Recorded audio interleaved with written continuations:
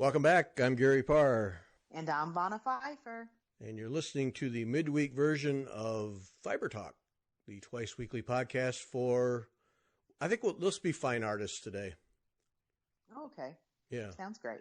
Yeah, we'll be fine artists. And sponsored by Sassy Jacks. So here's a word from Kim. This edition of Fiber Talk is proudly sponsored by Sassy Jacks Stitchery. Sassy Jacks is a vibrant young needle workshop located on the picturesque Main Street of Weaverville, North Carolina. Sassy Jacks shares a beautifully renovated historic building with Five Little Monkeys Quilt Shop.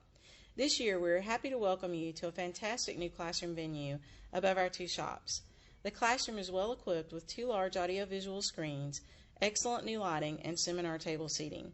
This beautifully renovated historic building even boasts the only elevator in town. We are proud to welcome Beth Still of Summer House Stitchworks August 2nd and 3rd. Beth always brings a beautiful project with some fun and easy finishing tips. And if you can't make it to the Summer House Stitchworks class in August, or even if you can, we're super excited to invite you to our first ever September Soiree Stitch Retreat, September 19th through 22nd. The September Soiree Stitch Retreat features just us and your whips. No class fees, no new projects, just some fabulous food, friends, and a little sassiness from your favorite shop. This retreat will be a fun little escape with time to catch up on all those other projects you've gathered during the year. We hope you find a way to come visit us soon. If you can't make it to us, then visit us on Facebook or Instagram. We love it when you stop by and say hi, whether it's in person or online. We truly appreciate you. And we really appreciate all the good things we hear and learn from Fiber Talk. We are super proud to be a sponsor of this wonderful resource of stitching goodness. Thank you, Fiber Talk, for giving us some stabby pokey talk twice a week. Kim and team at Sassy Jacks Stitchery. Thanks, Kim. And thanks to Sassy Jacks for sponsoring us. Really appreciated. Yes, definitely. And of course, now we have a sponsorship, but then we're going to spend half the show talking about my trip to Sassy Jacks. So basically, this show about Sassy Jacks, sponsored by Sassy Jacks, is how that's going to work. Awesome. I can't wait to hear about your trip to Sassy Jacks. Yeah, it was fun. Getting there wasn't so fun, but the rest of it was. And then for those who have not listened to Sunday's show with Jacob DeGraff, yeah. Yeah, awesome, huh? Yeah, definitely. Yep. And 20% off on all of the modern folk embroidery designs, actually all of his products. So he said all of his products, so that means his CD too. Yep. And the coupon is Fiber Talk. And I put in the thing for Sunday, because he spelled it the European way, Fibretalk. And so I put in there to mind the spelling, but then he wrote to me, this is Monday, we're recording, he wrote to me that he also put in, so it works either way. So you can do Fiber Talk ER or Fiber Talk RE, and it'll work either way. So, yeah. Awesome. Good stuff. Yep. Yeah, I've got a couple of his charts now. Agnes Day is, that's sitting at the top of the heap. Yep. Oh, really? Yeah. Yeah, me too. Yeah, I like that one too, Agnes Day. I almost started it the other day, and then I remembered, oh, wait a minute. We're going to start the Queen Sampler. We are. We are. Oh, and by the way, folks, Vanna's in Ohio in a hotel room, and so there might be little breaks in her transmission. And I've got 3 trips in 10 days, and I don't have the 3 hours to sit down and clean them out. So you're just going to have to listen over those little breaks. Sorry. Sorry. Yeah, we're on the Mom's Gone Wild 3-day trip. Yeah, Mom's Gone Wild, sitting in a hotel room stitching. Yeah, you guys are fun. Right. That's right. And they said whenever my friends Christy Goldsmith and Renee Herman are the ones that I'm meeting here or have met here, and we're in our middle of our Mom's Gone Wild stitching retreat. And they said today when I said I have to go do a Fiber Talk with Gary, and they go, could we sit in the room and just listen? We promise we won't laugh. And I said, no, you can't. So sorry. Yeah, that could be distracting. Yeah, yeah, definitely. Yeah. Oh, the burning question. Now, this is the question on the minds of many. Are your butt cheeks okay?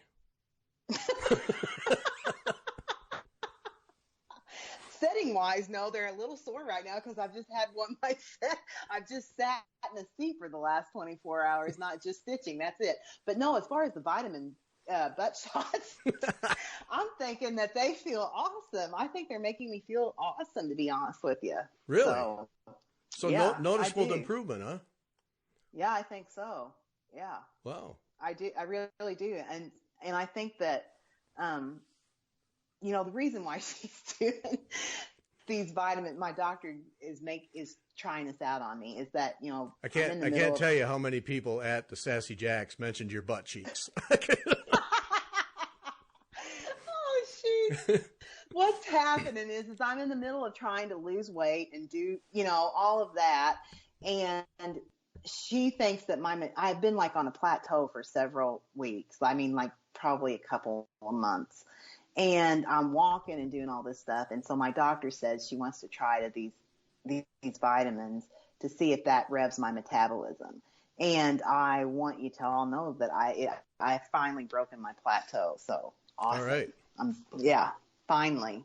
And I think it's the vitamins I really do think it is the vitamins that are doing it. So anyways, we'll see. I don't know.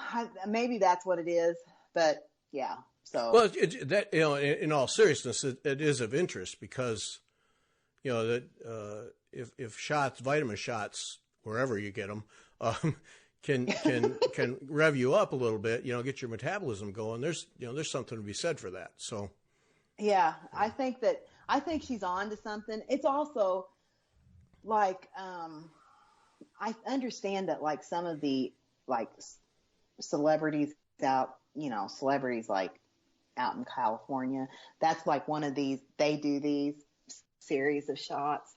And I understand they do it for like healthy skin and all that stuff, nails and all that stuff, and also for weight loss, I guess. And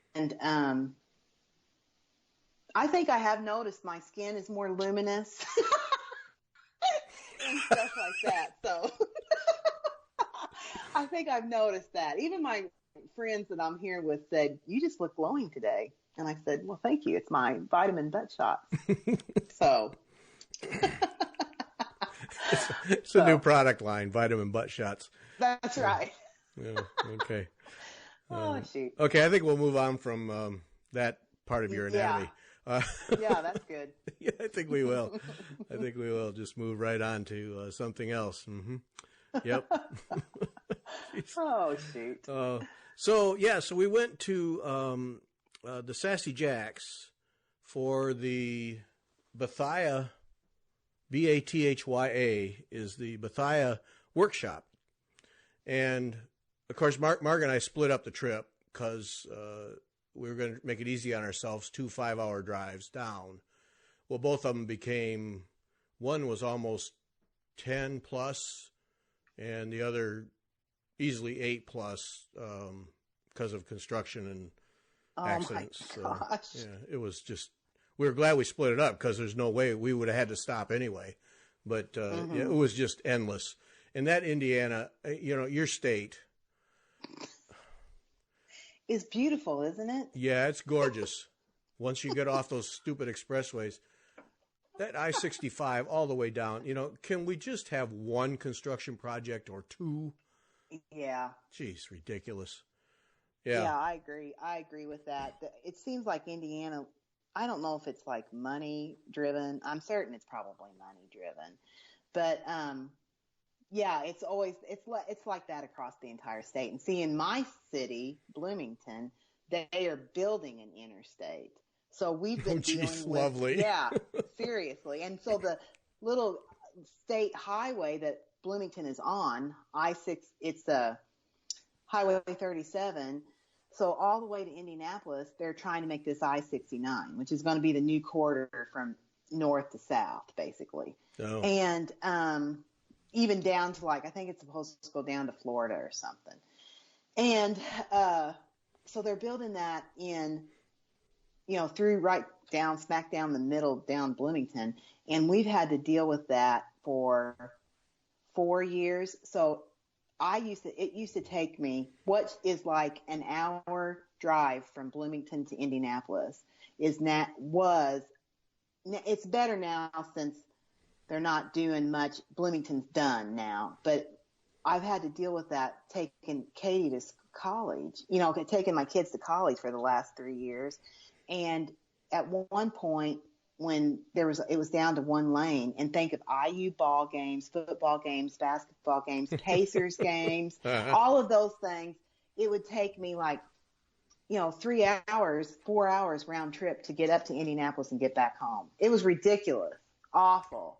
Jeez. So yeah. And it's not over yet because now that they're moving on and buying up land to complete I-69 all the way. So it's going to be, another probably 5-6 years before it's all completely done. It's nice though. Where it's done at, it's nice, but it's a pain in the neck. So I understand your pain. Yeah, I mean, Chicago area has always got construction, but you guys just it got annoying.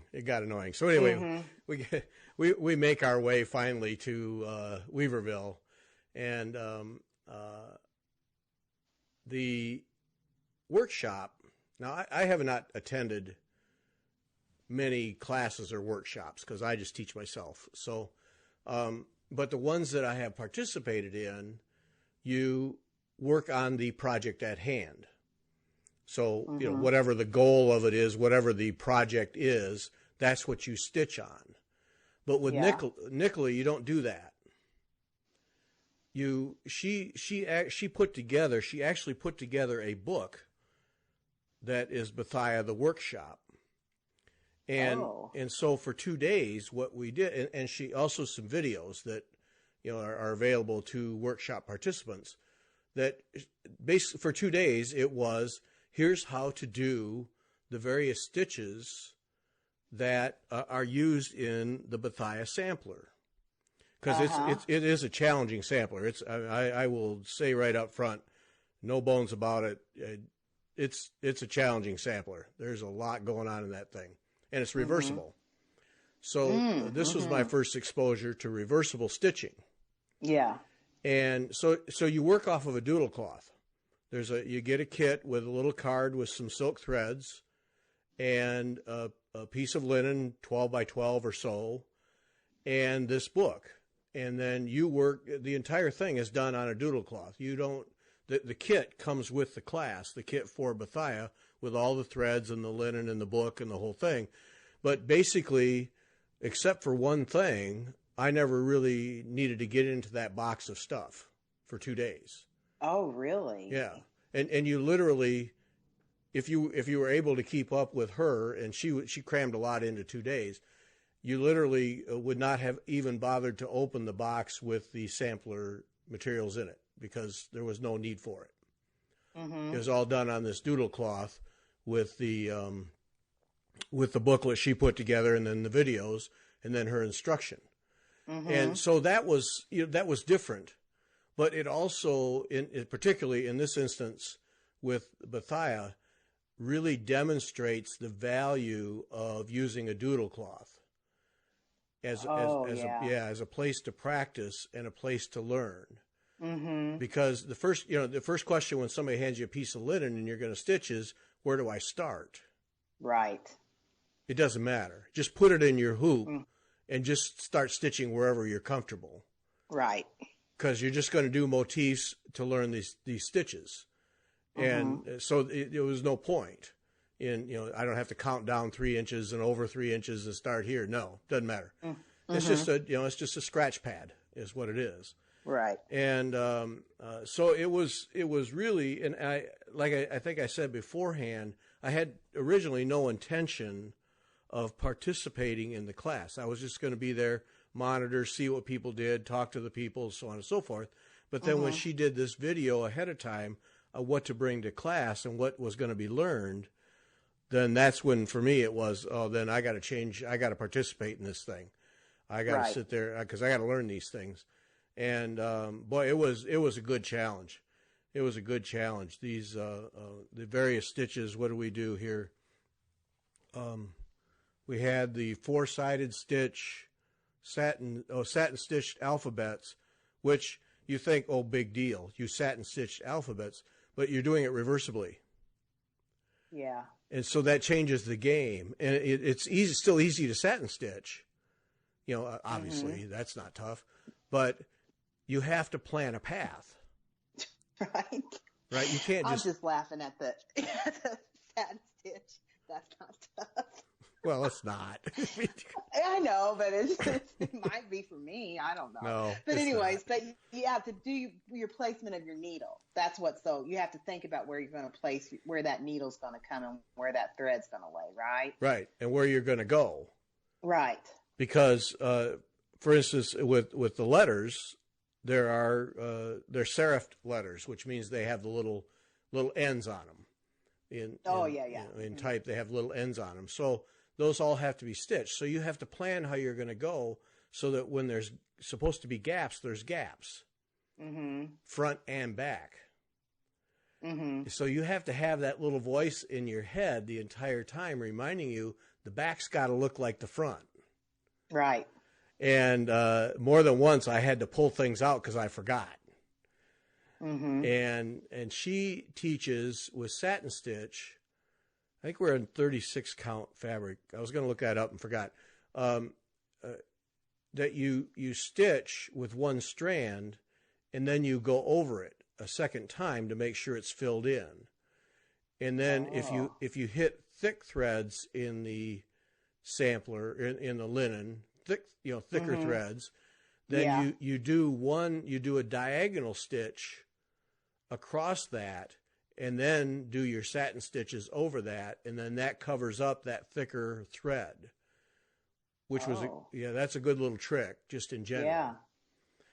So we learned that, but then where I made my mistakes, we won't count mistakes. Where I made a mistake was I would go back and say, there's too much gap between these two threads. I'm going to go back and do a stitch in between that to fill it in.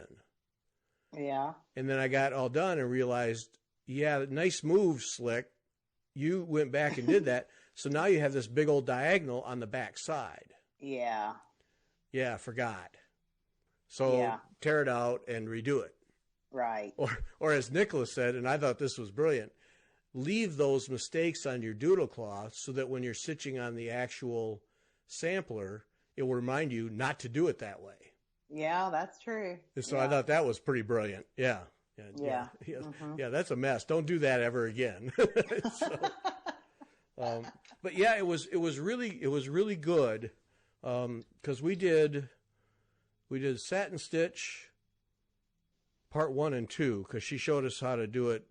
The W, there's a W in the thing, so that required some different path work, and sitting down with a piece of paper and then mapping out how you're going to stitch that letter, because she with the stitching with one strand and then going back, what she would do is send you through a path, and so that like the base lines, the main lines of a letter, you would stitch one time until you got all the way to the end, and then you would come back, and that would be your second pass, see?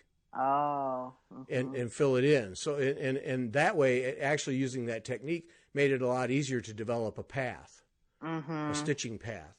So that was educational. And then we did the 4-sided stitch, which is really easy to do as long as you follow the path you're supposed to. Because if you do it right, then on the back side you have 2 lines of basically back stitch. But if you do it wrong, those 2 clean lines go away. Yeah. And then stem stitch, which is not that big a deal. Double back stitch, reversible cross stitch, double-sided Italian cross stitch, alternating double back stitch. All of those. And then the one that stopped me, eyelet stitch was another one, which I never thought that was that hard. The one that stopped me, detached buttonhole filling stitch. Detached buttonhole filling stitch. Because and that's kind of the standard stitch for a stump work. because it you stitch it and then it's not actually attached to the ground cloth. And here's where I hear, people are probably getting tired of hearing about this, but I want to share this because I learned things. Here's where I had trouble, and I had trouble several places. Is I'm by self-training and by training, I'm a needle pointer, and I learned working on that stiff canvas where you can take a thread and you can yank it pretty good. And like when you do satin stitch, I want my satin stitches tight and flat. And I'll sit there with a laying tool and I'll pull on them because I want them tight and flat and smooth as can be. Well, do that on linen, you collapse the threads. Oh, yeah. And so I was having a heck of a time with satin stitch on linen because I kept collapsing the threads because I was doing it too tight. I had to actually stitch what in my mind was really loose and puffy so that I didn't collapse the threads, and that was tough. That was tough for me to do that because to me that was sloppy satin stitching. Yeah. But it's the only way it works. And so that was a real challenge. And then when I got to the detached buttonhole, I could not make myself stitch loose enough to have. Oh, really? Yeah, it kept pulling too tight, and I kept having. I have 4 starts on my doodle cloth, and they're all that stitch. They're all too tight, oh, and finally, I couldn't make it behave. And then, so finally, at the end of the day, the second day, I think Nicola could see out of the corner of my eye. Her eye was getting frustrated, but because I stayed after people had left, because we did videos, and there's 4 videos coming up here in the next few weeks with Nicola that everybody who's at all interested wants to see, guaranteed, that I did. So we were going to do some videos after the second day, and I sat there after everybody left because I was determined to get this thing, and she finally came over and stitched it on my doodle cloth. So I could see how loose it needed to be, in order to get the right look. And oh boy, that was really tough for me. And that stitch stopped me. That one was one now that I'm going to spend considerable time learning how to do that right. Because that's in the Queen Sampler somewhere. And, gosh. So start practicing, Vanna. Start practicing. But it was that one stopped me because it's so much looser than I can even relate to. But once you get, it's like everything. Once you get the tension right, then she stitched three rows, just bang, bang, bang, and it was nothing. And I could see that once I lighten up and figure out how tight to make that or how loose to make it, basically. And she says looser is better anyway, that'll go very fast. So, so that was my biggest lesson, I think, is that I've got to lighten up on the tension on linen in general. And I knew that because doing Serre Brazier, I've been learning as I go, and I'm going to be frustrated at the end because I'm going to see that the X's in Serre Brazier from a third all the way down are going to be better and lay better because I'm working on getting a looser tension. But I think your stitching looks beautiful. It doesn't look too tight to me. Well, thanks for that, but I'm trying to get it so I don't collapse those linen threads because I get going and I get tight. It gets tight. So I'm really working on that. That's it's an excellent test for me is to, adjust the tension. And then when I go back to needlepoint, go back the other way. So that's, it's a nice little personal challenge. Can I develop enough tension range to accommodate different ground cloths? Right. Yeah. So that's good. Yeah. Yeah, I mean, it's a good way to think about it. Yeah, it's a nice challenge. And so I think that's the one thing, other than just learning these stitches, the one thing that came out of it for me that is really going to pay off and stick with me is developing that range of tension.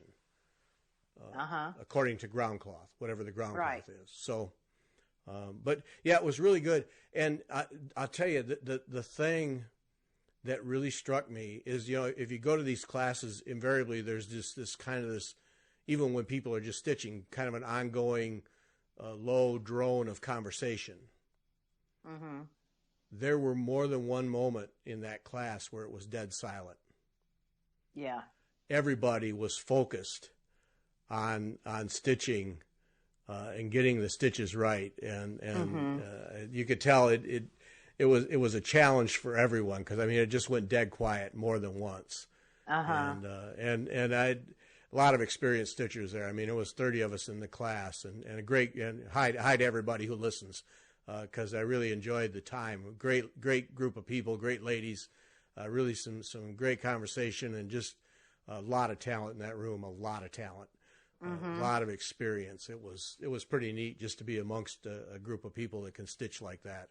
Yeah, you did have a particular. I knew several of the people. Knew several of the people that were in your class, and you did have a hugely amount of talented people and stitchers in your class. Yeah. Yeah, I mean it was apparent that you did. So yeah, it was almost intimidating. I mean, you could just feel it. You could see it and feel it. These people they know what they're doing, and but even so, Nicola made them go quiet. Well, that's something. Yeah. That's something. Well, it's a beautiful sampler. Oh, it is gorgeous. It is gorgeous. One day I'm going to do it. I'm going to get it finished because it is beautiful, and I'm stitching it reversibly because the challenge is there. It's just there. Right. And that's just right up your alley. Yeah, yeah. So it was excellent class, and but the Bethia model was there, and Kim Young of Sassy Jacks had that framed. It was all framed. So it was framed reversibly, so you could see both sides. So you could turn it over, and it's just beautiful on both sides. It really was an experience to see that finished and framed like that, and then to be working on the stitches that will make that up. And it's one of those in my opinion, one of a kind, not unlike her MH whatever the year is. Another reversible sampler where it just some really good challenges and a beautiful result when you get it all done. And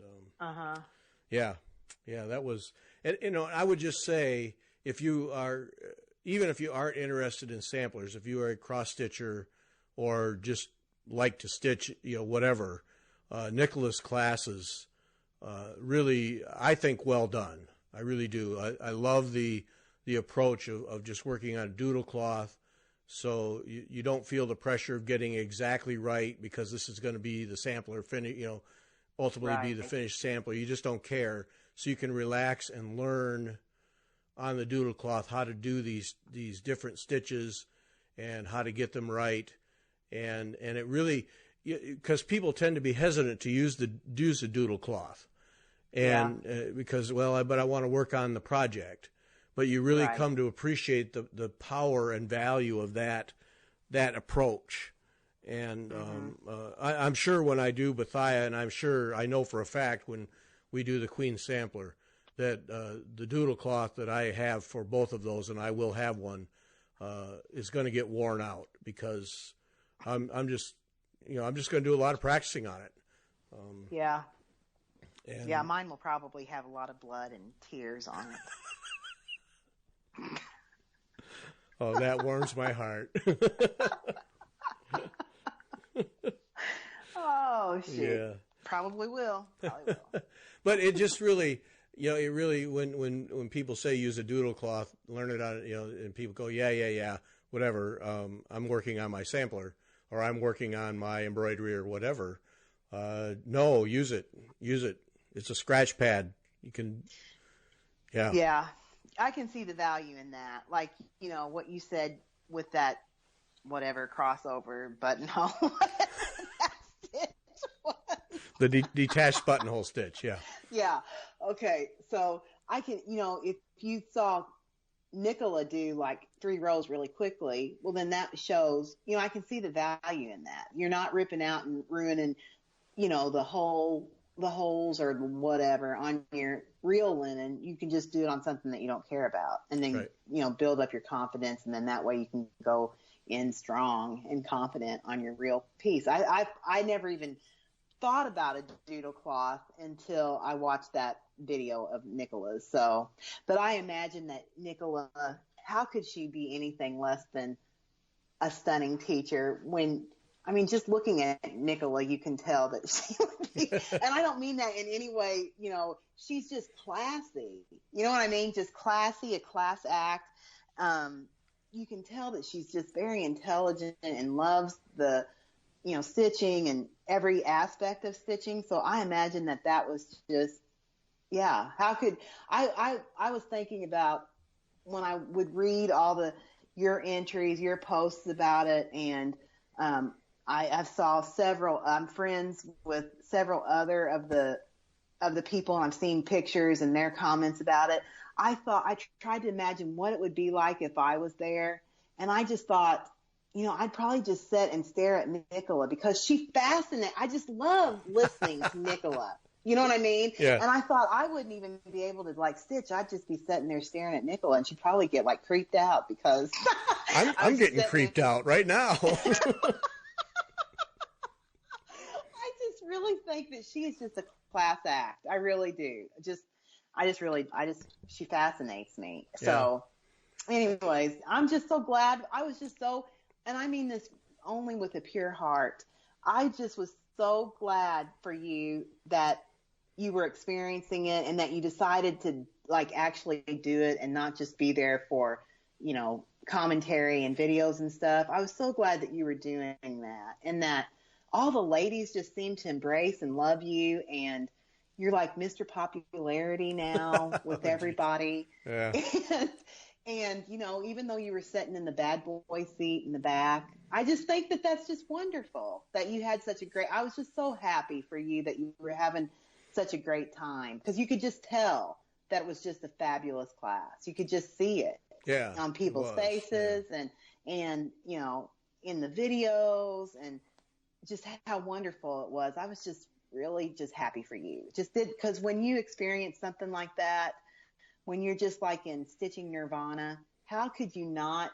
I mean, that just makes me happy. And I have had that a few times in my life where I just oh, how could it be any better than this? And I'm just so glad that you got to experience that too. So yeah, well, thanks. No, it was, and you just reminded me, I had said that I was going to do some live Facebook stuff. Mm-hmm. And you just reminded me I never did. No, that's because you were and I was waiting for it. And I thought, he is so wrapped up and having such a great time doing that, he's forgotten about that. I literally did until just now. Yeah. This is Monday afternoon, and we came home Saturday. Until just now, I completely forgot I was going to do that. I really did. I just got sucked right in and was completely engrossed in what we were doing.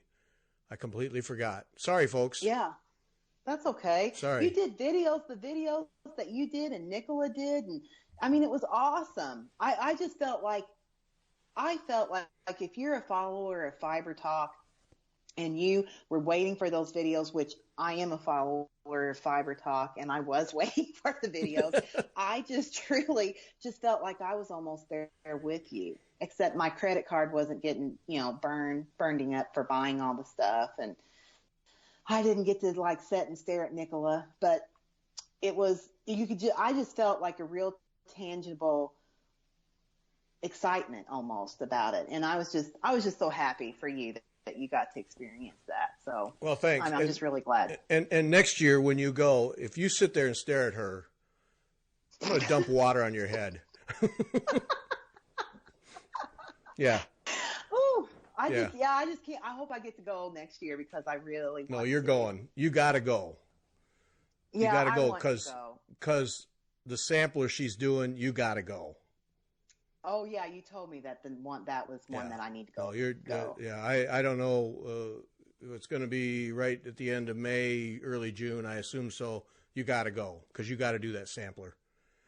Okay. Oh, yeah. I want to. I've already told the Mom's Gone Wild up here that we're going to have to rethink our dates next year until I know what know what Sassy Jacks is doing with Nicola's class. So yeah, no, the sampler. Yeah, the sampler that she has, and that's a whole story. That she has this little sampler that is. This is Vanna size, Vanna size sampler. Oh, great! It's a Vanna size sampler too. Awesome. If it's a foot long, I'll be surprised by probably 8 inches, 8 by 12, 8 by something like that. Oh, it's maybe a little bigger than that, but no, it's Vanna size. It's not Nicola size. It's Vanna size. Awesome. Okay, so this sampler. This is the coolest story, at least in my limited experience with samplers. This was the coolest experience. So Nicola, and we did a video. So I'm going to tell this story, and then we did a video. But in the video, you get to see the sampler. You don't get to see it with this.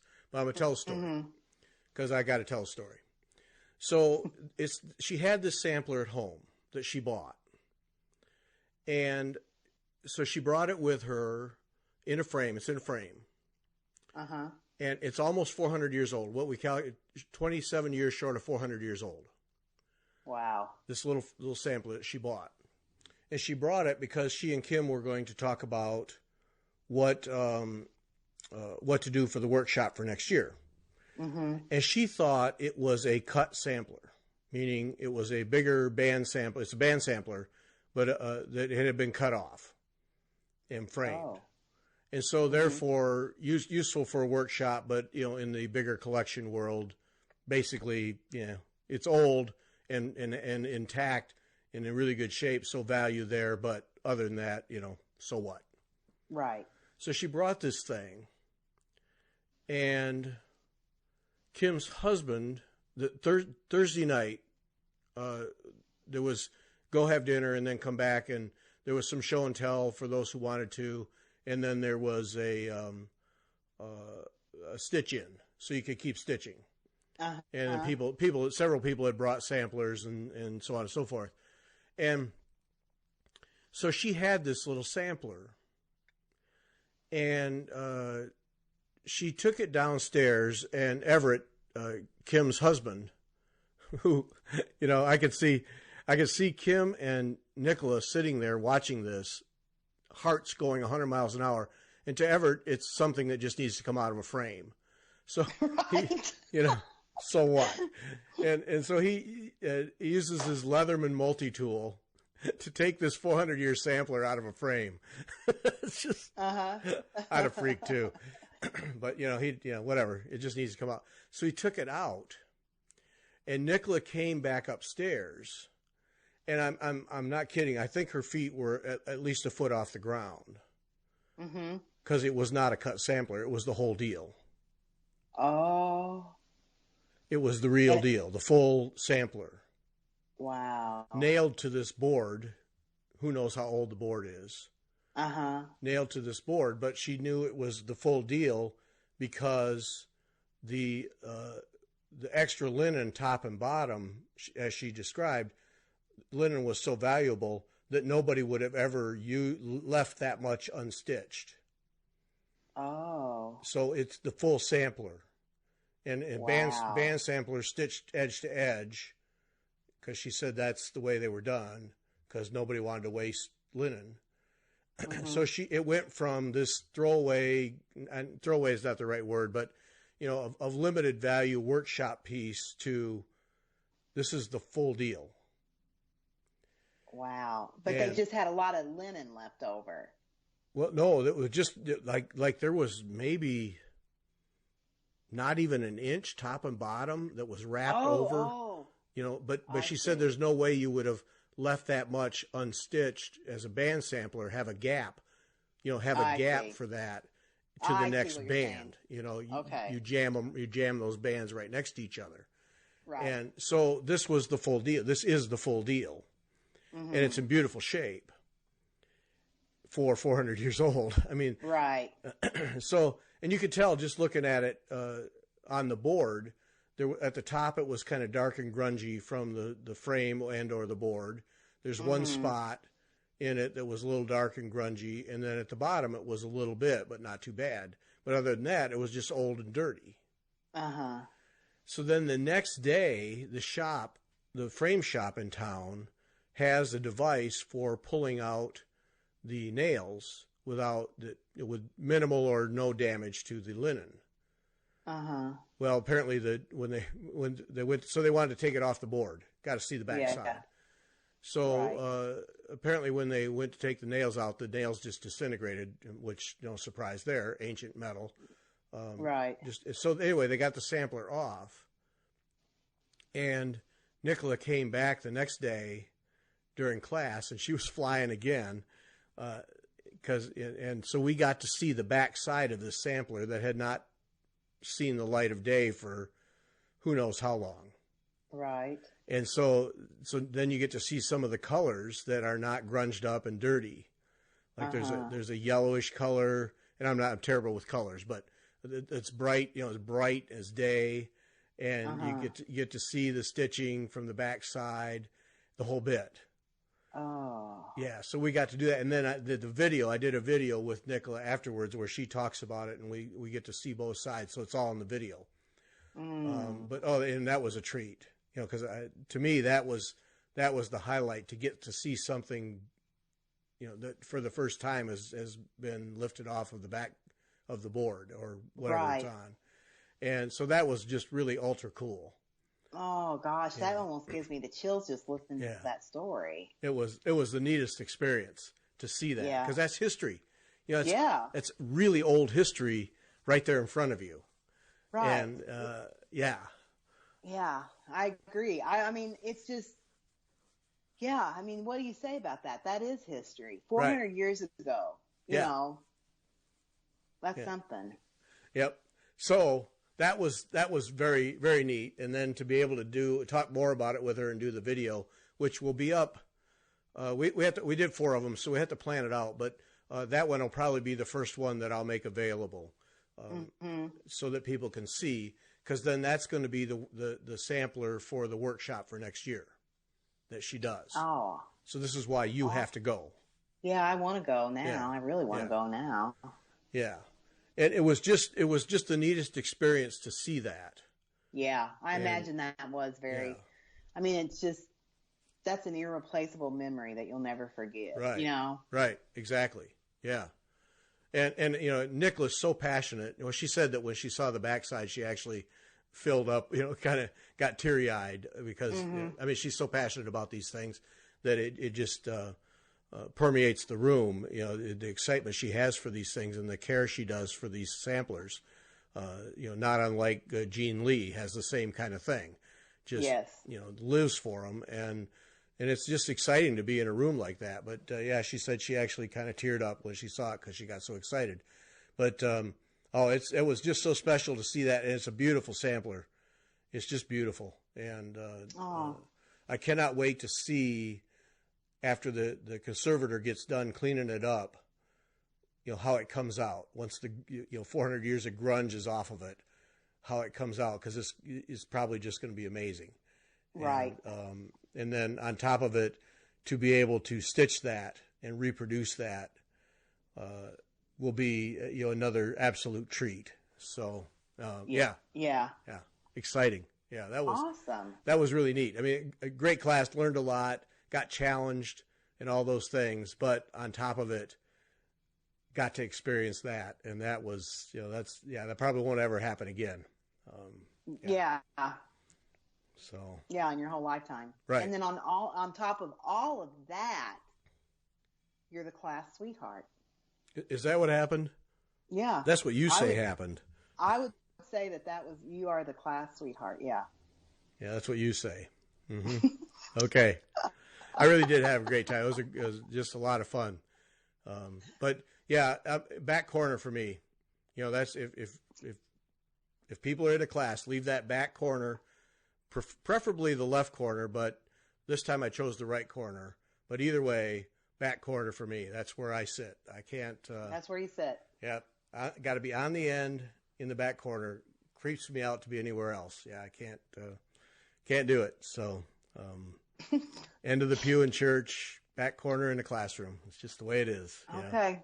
Well, I guess I'm going to be a back row girl next year too. I'll just sit right next to you in the back corner. Well, yeah, and yeah. If you stare at her, so help me. If you stare at her, you can just hit me with a ruler. Oh, I will. or something. A wet noodle. I don't know. I'll just jab you with a needle. Wake up. Knock it off. Yeah. But she does a really good job, and a really good job. Well, good teachers in general wander the room while people are doing the work and make sure they help. But it was just really good, and the energy she has. Now she's doing 3 2-day sessions there at Sassy Jack's, and then she's off to the attic for, I think it's 2 2-day sessions there. And I doubt there are any openings, but if you can get, well, this is Monday, so this goes up Wednesday, so she'll be on her road. But if you can get to the attic, and there are openings, which there probably aren't, it's worth a call. For a 2-day session, it's worth it, absolutely worth it, to be in one of those classes. It really is. She just does it. She does it well. She really does it well. She gives a rip. I mean, she really cares a lot. Not gives a rip. She cares a lot. Not only about the samplers and the history, but also that everybody there has success and learns things and doesn't walk away frustrated. She really, that's all there, which is any good teacher does that. But yes. It's all there. Every aspect of it is in the classroom. Well organized, well planned, the whole shooting match. It's, I enjoyed it. And see, and I didn't do that. Last year I didn't do that because I just sat in the back corner stitching on Sarah Brazier and keeping an ear to what they were doing. So I didn't, I wasn't right in it and experiencing it. So I knew how she went about her class. But this time, I got into it. And the fact that I forgot now 3 days later to do live Facebooks tells you how much I was into it. I completely forgot. Yeah, exactly. Right, because you are like, really, honestly, you are Johnny on the spot with all of this stuff, and you keep it in your mind and your head and stuff. And so that's why I knew. And I almost texted you and said, hey, where's these Facebook feeds? And then I thought, no, I'm not going to say that. Because we did talk text while you were there.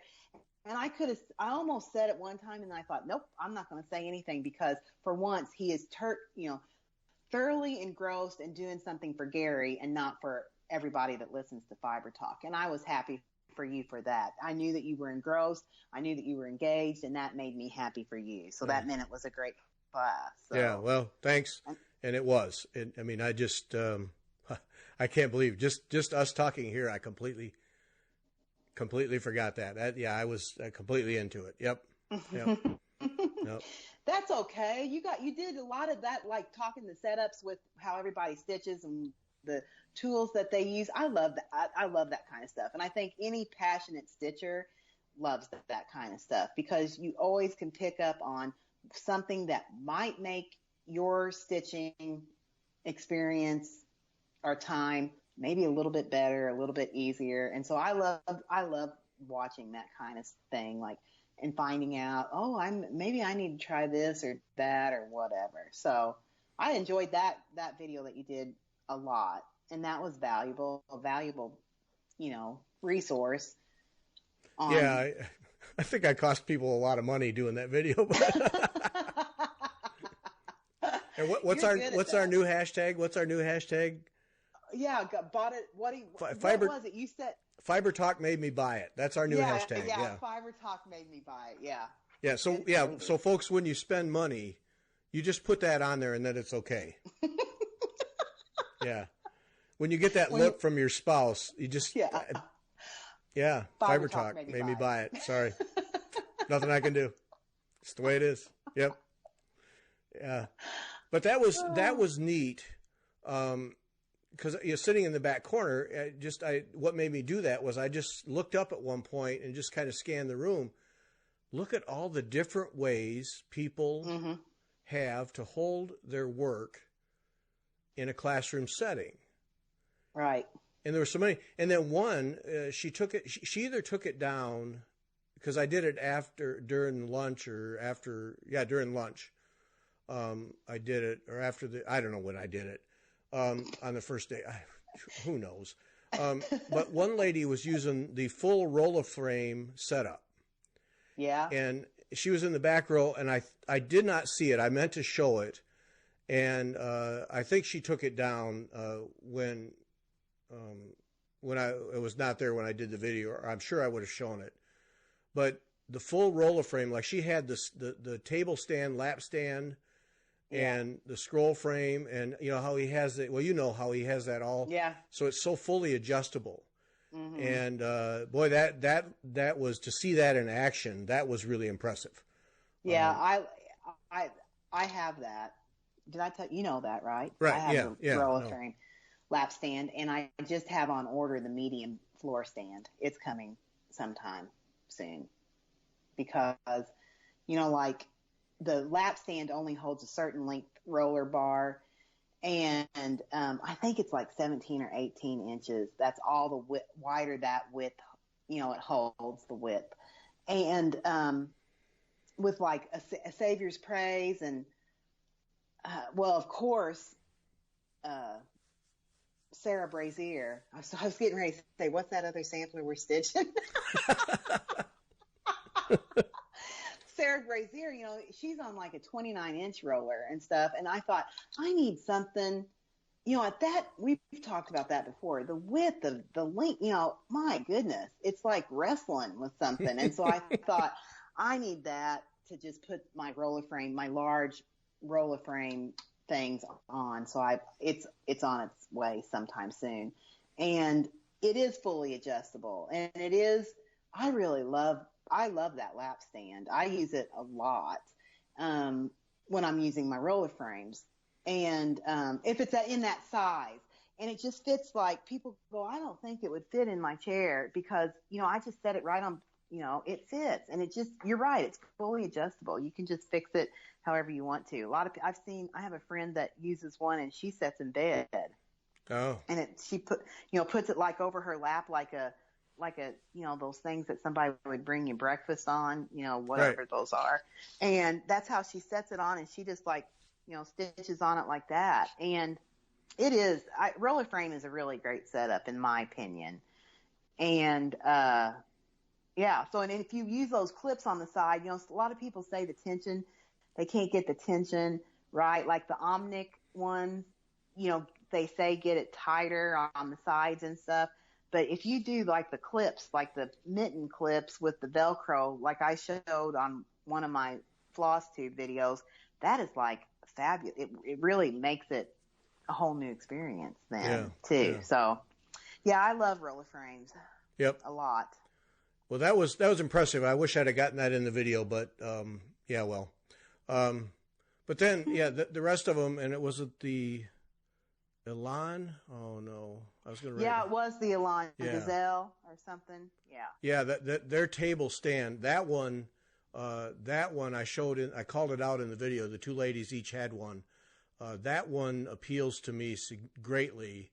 And then they showed me afterwards when they had it all packed up how it collapses down and bolts into itself and makes a really compact lap table stand. Really good. And the fact that they'd both used them 25 plus years, and somebody said online she'd had one even longer and it was still functioning. That's pretty good. Yeah. That's pretty good. Because my, as much as I like my K's Creation lap stand, one of the boards, the adjustable boards that up to the holder, has a crack. Mm-hmm. It developed a crack, and the crack got worse, and so now I'm going to have to get that board replaced. And which, you know, I haven't used it more than a dozen times, and so I was really disappointed in that. But I'm sure they'll replace it. You know, I'm not worried about it. I'm sure they'll replace the board, but still, that Elan design is very good, and I could tell they were quite comfortable sitting there. It was staying where it was supposed to, and they could adjust it where they wanted it. And that was a good one. And yeah, I mean, I went through several of them. Somebody mentioned, and I've tried to respond to them, but I cannot find where the comment was. But when it came to hoops, notice that I had a Hardwick Manor hoop, which is all of my hoops are Hardwick Manors because they're just beautifully made. Yeah. And that I had a thicker one because it's 3/4 inch, is it? I don't know. But yeah, that's close to almost an inch, I think. yeah, Isn't it? I think it's 3/4. I'm not sure, but yeah, it's thicker. And somebody commented that they noticed that, and why did I have that? And someone else said that that's typical for those are typically used by quilters. Oh. And yes, yeah, they are. But I bought those. The reason I bought that is I wrap my hoops in twill tape, the Mary Corbett way. I wrap the inside ring, and I bought those. I have 2 different sizes of the thicker hoop, and I did that intentionally because I feel like it holds. There's more surface area, more friction area, so I feel like it holds the linen tighter, longer. I feel like I'm able to get it tighter, and it holds and stays there. I don't have to come back, later on and loosen up and retighten. So by wrapping it and then using that thicker one, it just may be just my, just me, but I like that better. And people asked the same lady asked about holding it. Well, I don't hold my hoops. I put them in a stand, so it's a non-issue for me. But that's why I bought the thicker ones. I just feel like I get a better, tighter hold around the entire circle. So that's what I use. So. Yeah, I don't know. Yeah. You don't use you don't use a hoop that much, do you? I don't use a hoop much, but the one hoop that I do use frequently is one of those. Oh gosh, now I'm gonna not think. It's like the queen or the king, princess hoops, and it has the felt on the inner ring. Oh, okay. I know what you mean. Yeah. And it's an antique, and I found it in a shop. And the felt ring is completely intact. There's nothing. So if I'm going to use a hoop, that's what I use. Yeah. Duchess hoops are what they're called. No, I don't know.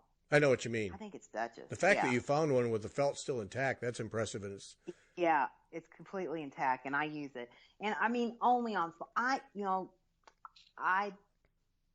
not saying I don't like hoops, but I prefer like a scroll rod or a Q-snap over hoops because I have to hold a hoop, and with the setups that I have at home, and like I said, I have that shoulder, elbow, wrist thing problems. I have to be very careful about it. And it's just simply because I finish so much. So I don't typically use a hoop just because I get hand cramps, and I don't like to stitch one-handed. I like to stitch two-handed. So. Yeah, that's why I put them. That's why I put them in a stand. I don't like. I don't like to hand hold them. I don't. Yeah, I don't either. Yeah. Somebody else hold my hoop. Thank you very much. So yeah. Oh. Yep. So there's the story of the trip to Sassy Jack's. Holy smokes! Oh my word. I didn't even look at the clock. Yeah, we've been going for a while. Yeah. Okay. It's an hour of me talking about Sassy Jack's. Yeah, okay, well, anyway. Yep, sorry. That's okay. I think it's good we've talked a lot about a lot of different things. And I think that's, people like to hear this. I wanted to hear all about it. I really did. And a lot of your followers will want to, hear about it, your experience. And just you relating it over an hour and not realizing it, that just again shows how wonderful it was. You know what I mean? Yeah. It just shows how great it really was. What a great 2 days it was. It really was. Yeah. I'm just glad for you. You're going next year. I hope so. Clear the schedule. No hope so. Clear the schedule. I will clear the schedule. I'm going to go. I will go. You'll enjoy it. And it's a great town too. It really is. Yeah, it sounds, from what I've seen of the pictures and what you have said, it reminds me in the town kind of, in a similar type venue of what I'm in right now. I'm in Berlin, Ohio. And as we've done this show, I have watched, it's an Amish town in Holmes County, and it's, right at 4:30, and the Amish people are getting off work and they're riding their bicycles home. And I've seen several buggies go home, and it's just, I don't know. I just love, I've had a great time just sitting here listening to you talk about my favorite subject and watching the Amish people, who all know I love, go home after a hard day's work. So. Yep. Yep. There you go. So Queen Sampler. I know your stuff got shipped to you, but there's a decent list of threads that Kim did not have that were on their way. Mm-hmm. So 2 shipments. She's shipping mine. So I brought half of them down. We're going to do this thing, but we're not. It's not a race. This is going to take a long time. It's going to take a long time. No, if I ever complete it, it'll be a miracle, probably. Honestly, I'm scared. I really am scared, Gary. I had bought that Proper Stitch. I bought that Amy Mittens Montenegrin. What is the name? Montenegrin. Yeah, okay. Yep. So I bought that book, and I was looking through Darlene Osteen's Proper Stitch book, and you know what? I haven't been cross-stitching right ever, I don't think. And that's just making an X. I hate to think what I'm getting myself into with this Queen Sampler thing. What do you mean? How does she say to do it that you haven't been doing? It's a whole thing about, she comes in, so I cross my X, so I go from lower left to upper right, lower right to upper left, and she does it the opposite way. Oh, well, I do it both ways, depending on which direction I'm going and where I want that needle to end up. Well, yeah, but your X's all need to be crossed the same. They are. Yeah. But that last cross, whether I come up from the bottom come or up or left or, yeah. Okay, I do that too. But she does it okay, so her top thread lays left to right rather than, so my top thread lays right to left. You see what I'm saying? So it's crossed. There's a whole thing on that. I think I was reading it quickly as I was putting it, because I printed it all. I have it, my book, they don't sell the book anymore. It's on DVD. DVD. So I got the DVD and I printed out the entire book. Jeez, Vanna.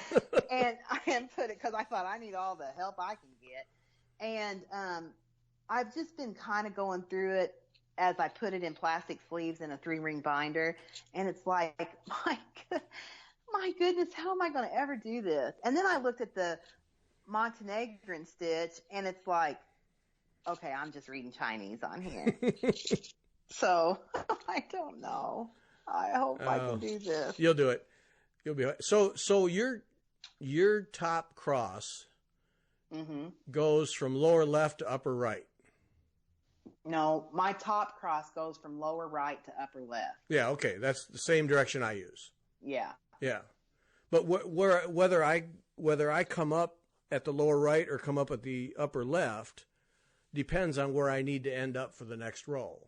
Exactly, and I don't do it like I don't do it like that either. I'm the same. I do the same thing as you do as well, depending on what you enlightened me on. I never thought about it except like maybe 3 months ago was the stitch path. How my stitch path is determines where I'm going.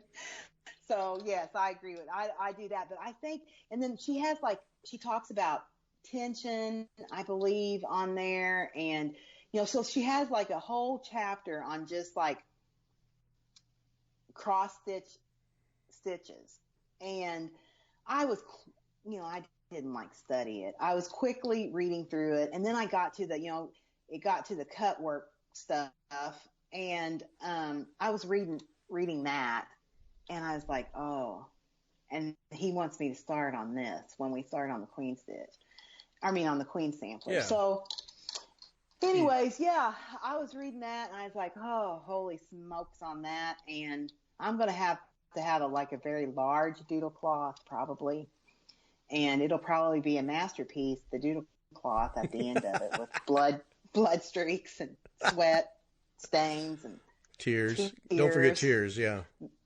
Yeah, mascara. On that'll be a nice touch.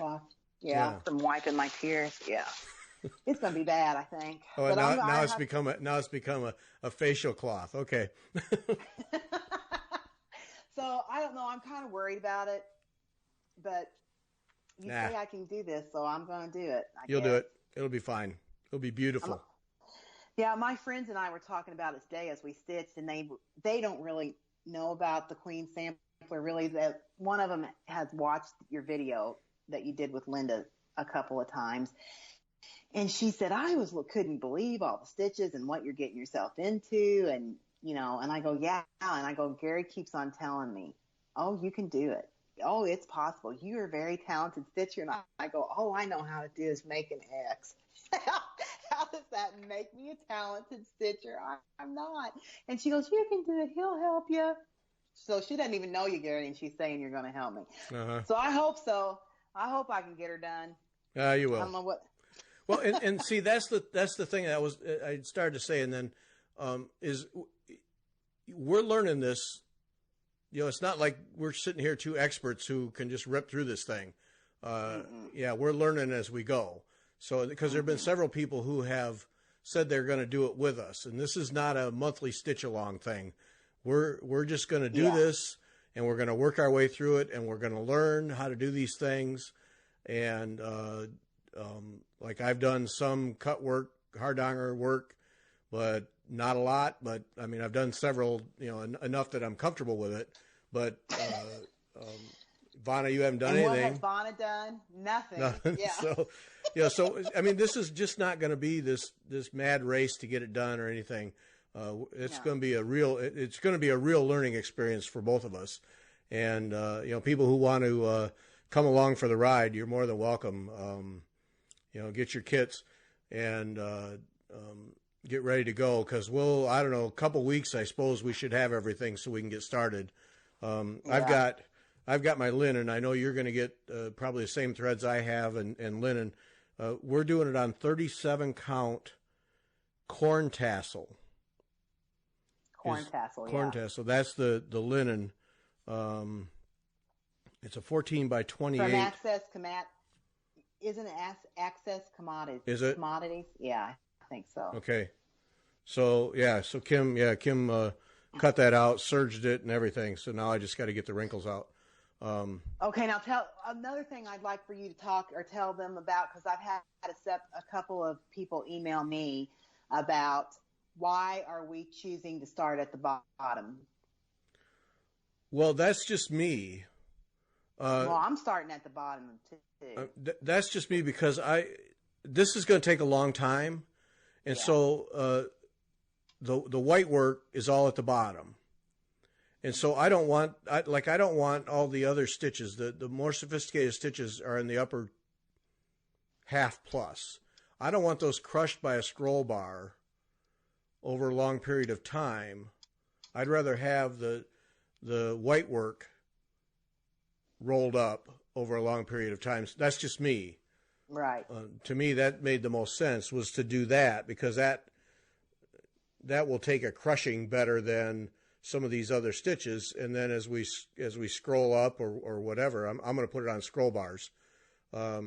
As we scroll up, then the more raised dimensional stitches won't be crushed in a rolled up piece on a scroll bar. That's the only reason I have for doing that. That's what I told them too.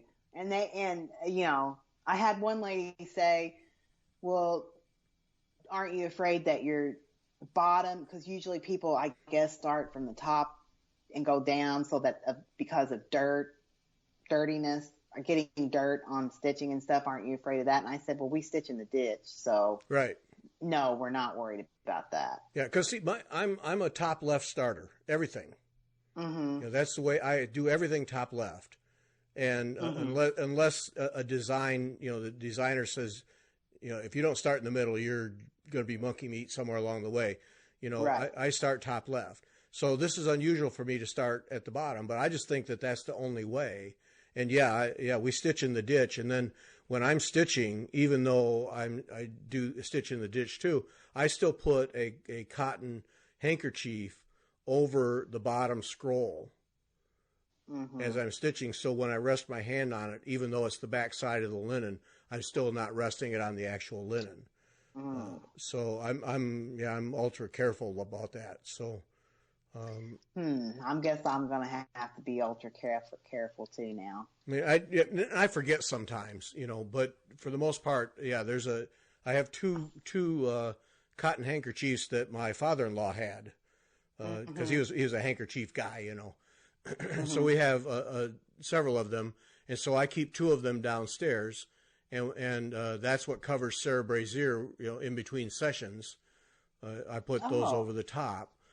So that I don't have to do some big unveiling to stitch again.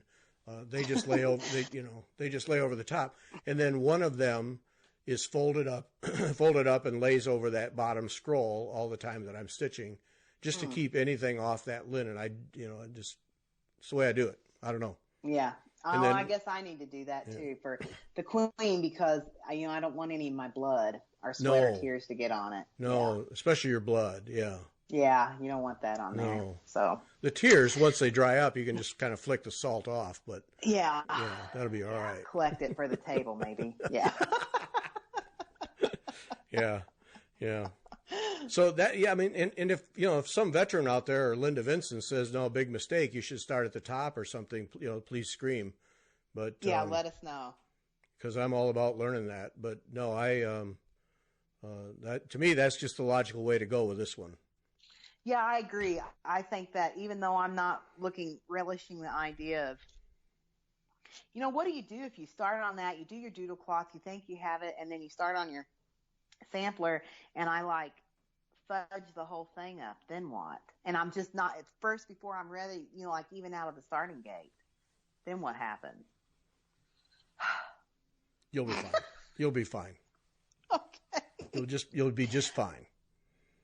It's not that big a deal.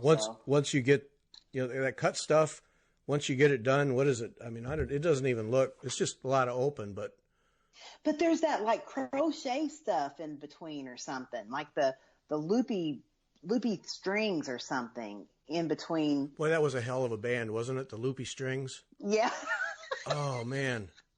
I have both of their albums. They're really good. Yeah. That lead singer, boy, she was like a bird. Yeah, the Loopy Strings, yeah. Oh, shoot. The Loopy Strings, that needs to be our new hashtag. Fiber Talk, Loopy Strings. Yeah, there we go. But you know what I mean. That, what it looks like a net or something. No, I think you're just wrapping. I think all you're doing is wrapping on that. No, the hardanger, once you get the holes made, you're just doing a lot of wrapping around threads. It's kind of boring at some point. I think that's no, I'm not kidding you. It really is kind of mundane. Bleh. Well, see that domine on whatever. That's how is that done? I don't know. I haven't studied it. We don't need to talk about it because I'm going to be doing it. But yeah, because see, no, that middle, the bottom band. Where is that? I don't think that's that big a deal. I really don't. Okay. If you say it's not, then it's not. But it gives me a little heart palpitations every now and then when I look at it. I think, what did I let Gary Parr talk me into? Yeah, no, you're just wrapping. You're just wrapping. You're cutting that. Yeah, here, I see it here. Yeah, you're cutting the threads, and then you have two strands of ground cloth. And you're just wrapping cloth around them. It's really boring. Okay, and you think? That's all that is. I'm seeing that here now. Yeah, you're just wrapping those threads. It's really boring, and then making those pieces in the little things that go across the holes that look like X's in that open thing. Yeah, those are just I forget what those are. Dove's eyes. Those are just dove's eyes. Yeah, and all you do is follow a path. You wrap the thing, and then you follow a path with the dove eyes. And they just come out. It's no big deal. It really, but the wrapping gets boring after a while. It's like, oh, geez, more of this. Yeah. No. Okay. All right. Well, once you get it cut, it's fine. Are we going to have a kickoff party? Are we going to have a kickoff party to the Queen Sampler anytime? Yeah. We are? Okay, sure. Good. All right. So anyway, I just, people, and it's not follow us. Stitch it at your own. If you're going to do it with us, stitch it at your own thing. If you have some advice for us, happy to have it. Believe me. But we're just going to plug away at it. but we are talking about doing some live YouTube or Facebook videos, one of split screen kind of thing, and we'll have Instagram posts and talk about it in these shows some, and we might even do some special podcasts to talk about it so people who don't care about the Queen Sampler don't have to listen to it. Can skip over that. Yeah. But, so it's, we're just going to do a bunch of stuff, but we're just going to enjoy this thing and learn from it. And if you want to follow along and join us, hey, more the merrier. Yep. Right. Like there's this lady on Instagram who's starting like a 30-day, 2-month cross-stitch challenge. And her hashtag that she's using, one of her hashtags is #community over competition. Isn't that beautiful? That really, that spoke to me. And that's what you're saying. We're not doing this as a big competition. Who can be the best? No, we are doing that in Sarah Brazier. We are not doing that in the Queen Sampler. Yeah, but that competition's almost over because I'm almost done. So yeah, I know. Yeah, I saw that. It was beautiful. I did a nice job, didn't I? Yeah, it was. Yes, it was beautiful. Yeah. And you're just like, it was just like almost magical that it happened so fast. It's called talent. I can only hope mine looks as good as that one. Only hope. Yeah, that was a beautiful sampler. They're all beautiful though. There's somebody on Instagram, Gary, I think she comments on your stuff, Holland House Gifts. She's just now putting in her satin stitches on Sarah. Yeah. She's got the whole thing stitched and she's going back and putting her satin stitches in. Man, she just posted something last night. That's got to feel like hitting the home stretch in a horse race, isn't it? Huh? Boy, doesn't it? I mean, if I ever make it to that point, I want to like stand up and crow after I get like a full face stitching in, and I think, oh yeah, I'm right there, I'm going to get him, and then I look at yours and it's like, oh my gosh, I still have so much more to go. But yeah, no, hers is beautiful too. I mean, it's just the beauty of it is not translated in the photo on the, and how many times have we said things like that? Right. But the beauty is not translated on the photo of the cover or even the extra large one that the centerfold that's in it's just when I see people's samplers in their pictures and it's just like, oh gosh, it's so pretty. It really is. It really is. Yeah. It is. Yeah. It is. Yep. It's a special one. But boy, she's big. Oh, my word. She is a big one. That's one big piece of linen. Yes, it is. Yep. Yes. All right. We talked everybody to sleep. We got to end it. Okay. That's it. Sunday. Now, this is Sunday's show. Pat Goodson. And people are going to go, who's Pat Goodson? Mm-hmm. Well, I ran into Pat Goodson because Arlene and I talked about her. Mm-hmm. And she did a thing for Arlene, stitched a gift for Arlene, and we talked about her a little bit. Lives in Texas, and I had her in Irving, Texas when we recorded, but she doesn't live there. But she was, and this never comes out right. It never comes out right, but I can't come up with a better way of describing it. She's just a stitcher, okay? Yeah. She's just like you and me. We just stitch. Not a designer, and we usually try to have designers on the shows, or other people who are, notable in the hobby. So she's a stitcher like you and me. Mm-hmm. But the little voice in my head said, you need to talk to this lady. You need to do a show with this lady. Yeah. And I one of the few times I listened to the little voice, and the little voice was right. Really? Just tremendous conversation with her.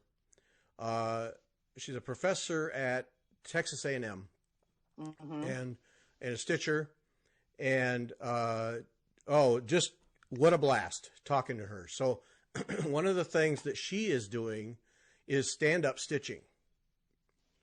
Oh. Yes, and doing it regularly. Oh. So we talked about that and what that was like for her and the experience and how she's set up, and it's most interesting.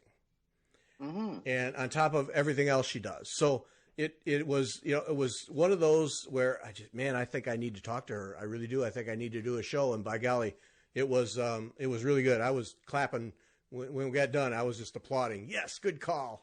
Yeah. So that's Sunday. So Pat is this coming Sunday. Really good. Really anxious for people to hear that.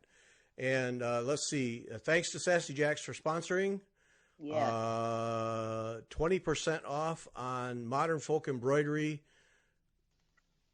through the month of June. Through the month of June. Through the month of June.